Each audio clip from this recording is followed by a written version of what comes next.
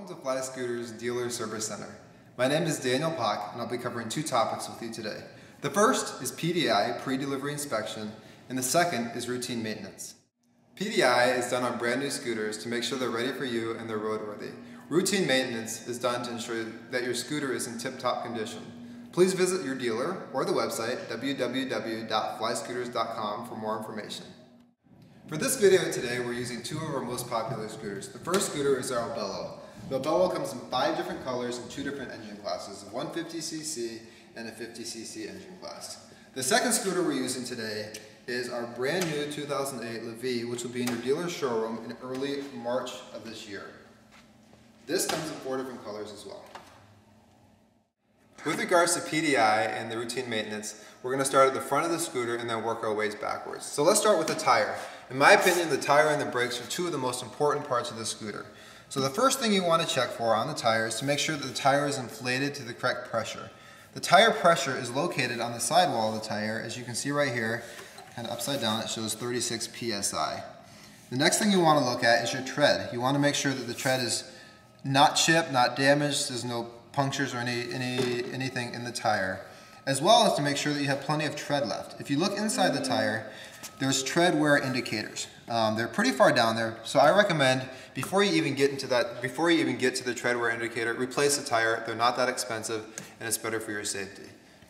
When doing this PDI, make sure you have your scooter on its center stand for easier access to the different components. When checking your brakes, what you want to do is you want to pick up the front tire a little bit, spin it, and make sure the brake pads aren't dragging on the brake rotor.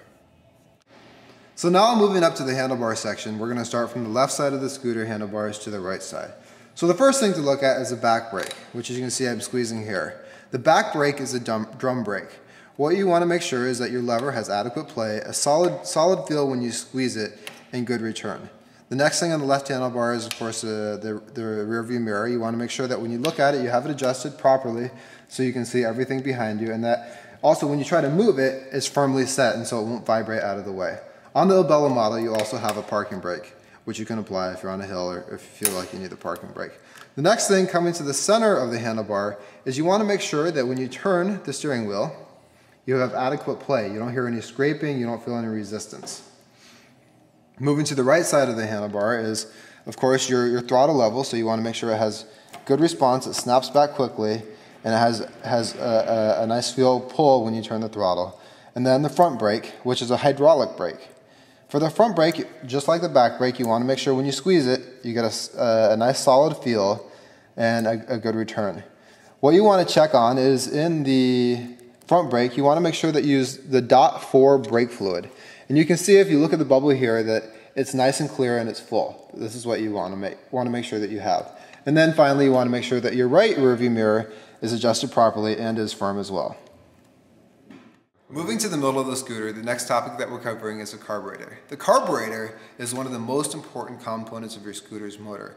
It regulates the gas flow and makes sure that everything is running smoothly. So what you want to check is to make sure that it's adjusted properly. This is the carburetor. The carburetor can be accessed from underneath the seat. So all you do is you open up the seat. In the Levy model, which we're using right now, there is a little cloth insert to protect your goods. And then in all the models, the carburetor can be accessed through the panel that's in the bottom of this well section. So all you do is open up the panel and you can access the carburetor. So since it's kind of hard to see from the video camera down there, I'll use the one that I have in my hand. So the easiest thing and the most important thing to do with the carburetor is to adjust the idle. The idle speed can be adjusted by changing and turning this screw. So if you look at it, the carburetor is going to be situated in the scooter in the vertical line of the scooter. So what you're going to do is this screw, just like the old saying, righty tighty, lefty loosey, applies to this. If you turn it right, it pushes down the throttle, giving it more gas. If you turn it left, it loosens the throttle up, giving it less gas. But what you want to do is when you adjust this, especially for the home mechanic, is you want to go by sound. So when you adjust it, you want to make sure that the idle is a smooth idle, is not jumping, and that you also want to make sure you don't over adjust the idle so the rear wheel is spinning. So once again, like I said, make sure your scooter is on its center stand. Adjust the idle by turning the screw. You want to make sure you adjust it just to the level right before the rear wheel starts turning. Moving to the rear of the scooter, what we want to check is to make sure that the shocks are adjusted properly. On the Levy model and on the Cadenza model, it's a dual rear shock that's fully adjustable. So what you want to adjust the shocks depending on how heavy the ride are and if you often carry a passenger. If you look here, there's notches on the side of the shock. If you put it up, it's for a heavier setting. If you put it down, it's for a lighter setting. You want to also make sure that when you're looking at the shocks, you don't see any oil that's dripping down, which will very rarely happen, but you just want to check that to ensure everything is correct. The next topic we cover is how to check your oil. The first thing you need to do is locate the oil dipstick. The oil dipstick is located on the rear right side of the scooter. So what you do is you locate the dipstick, unscrew it, pull it out, make sure you have a paper towel handy, pull it out so you don't drip oil everywhere.